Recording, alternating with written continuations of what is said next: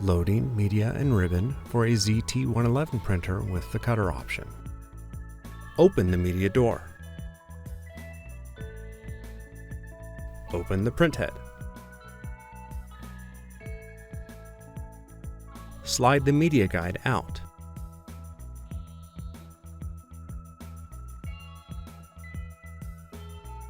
Slide the media supply guide out.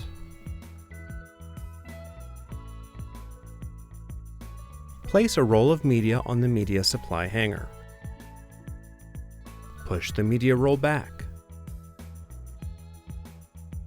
Feed the media under the dancer assembly, through the media sensor, under the printhead, and through the cutter. Slide the media guide in. If you are printing in thermal transfer, place the ribbon on the ribbon supply spindle and push it back. Bring the ribbon under the printhead, wrap it around the ribbon take-up spindle, and tie the ribbon into a knot.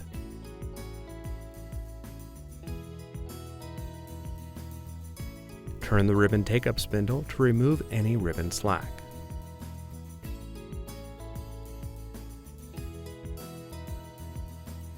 Close the printhead. Close the media door. Press pause to enable printing.